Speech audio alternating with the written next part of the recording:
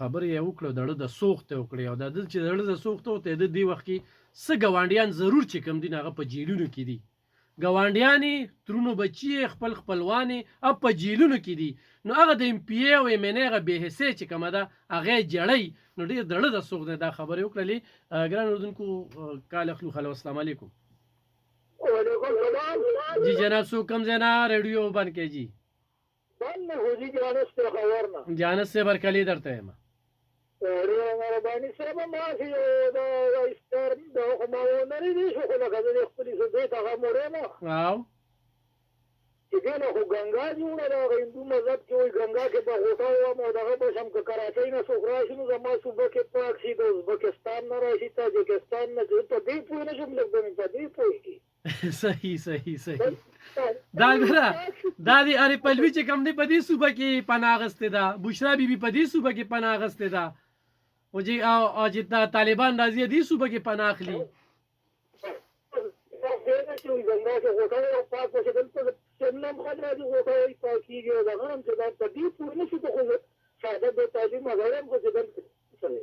بس جانس به په سادو کې ردا سي ګلدار خبر وکړه چې موږ د سوچ کې واچولو ها دا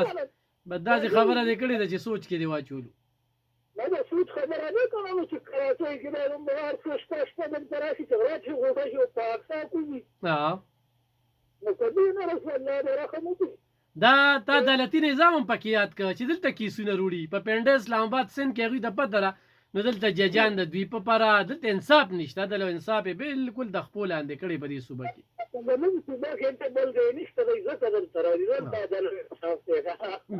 بالکل ډېر زیاته مننه جانس خان صاحب ډېر زیاته مننه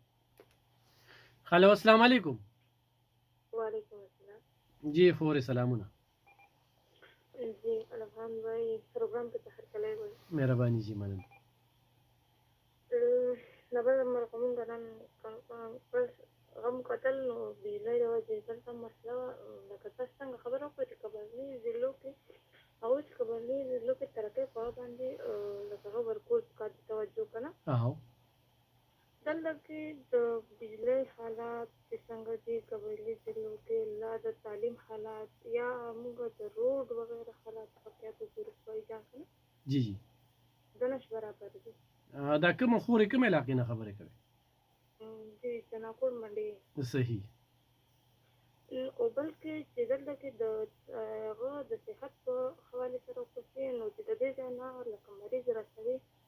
هسپتال پورې نو هغه به مړ وي صحیح نو څنګه زموږ حکومت لکه حکومتي چارواکو دا درخواست خپل ملک باندې لکه توجه ورکول پکار دي دلته کې هر یو انسان راځي صرف د خپل هغه دپاره راځي او هغه کوي اوځي د عوامو د پاره کار کول پکار دي عوامو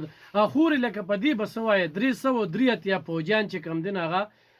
شهیدان شو دلته کې بعضی مخری دي چې او بس ټوکې مسخري کوي شهیدانو پسې شهیدان دغه کور کې نه دي چې دغه د کور د شهیدان چې بیا به ټوکې مسخري دغه نه کې زما او ستا رونه او بچي شهیدان کی